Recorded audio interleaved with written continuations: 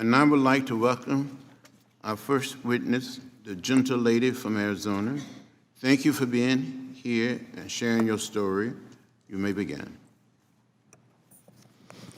Thank you, Mr. Chair, members. Thank you for this opportunity to be heard today. I'm Jennifer Longdon, a mom, a hockey fan, a home cook, a longtime gun owner, a member of the Arizona House of Representatives. Once upon a time, I was an entrepreneur, an avid hiker. I was in training for my first world title in martial arts. All of that changed 15 years ago when I was murdered. Mr. Chair, I'm dying in slow motion. My life will be cut short by the complications of my gunshot wound.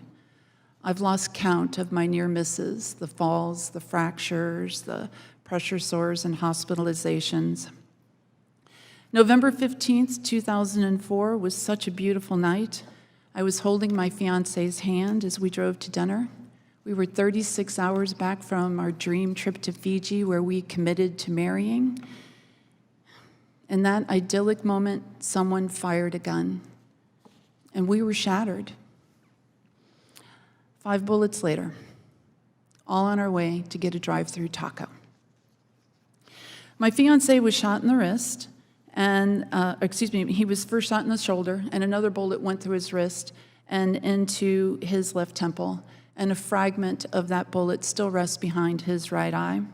He's now blind and lives with a traumatic brain injury. I was hit in the back by the last bullet fired and paralyzed at mid-chest. My first surgery was done without anesthesia because I'd lost too much blood to risk sedation. My then 12-year-old son was ripped from his warm bed in the middle of the night to say goodbye and comfort his dying mother. We weren't in a bad neighborhood or buying drugs. It wasn't road rage.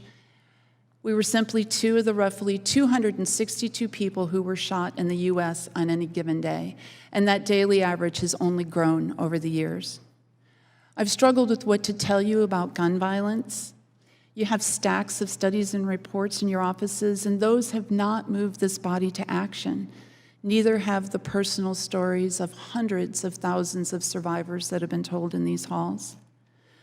My family is paid so much more than neatly fits in any accounting ledger. So I come here humbly, Mr. Chair, to ask your help with some survivor math. What is the worth of my son's innocence and the loss of his active and able mother? What price will he pay for the rest of his life because when he needed me most, I was clawing for mere survival? What dollar figure can we put on him studying for his college finals beside my ICU bed as I lay dying yet again from sepsis, a complication of my injury? That child has dealt time and again with doctors preparing him for this one to be the time I just don't pull through. What value can we place on the loss of my former fiance's role in shaping, mentoring, and coaching youth in our community? His karate school was a vehicle to teach leadership skills to young people. What must I give to live just one day pain-free? When do I recover my sense of joy, well-being, and trust? Thank you for exploring the cost of gun violence. I predict that you'll have a neat stack of numbers that identify the price of funerals and lost wages, attendant care, and costs to our public safety, criminal justice, and healthcare systems. These can easily be quantified.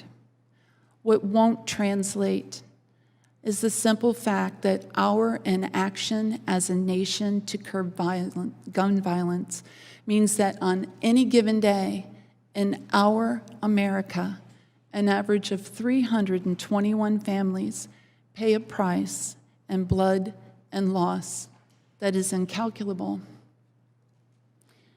Mr. Chair, on November 15th, 2004, I was murdered. Please don't let my death be in vain. Thank you.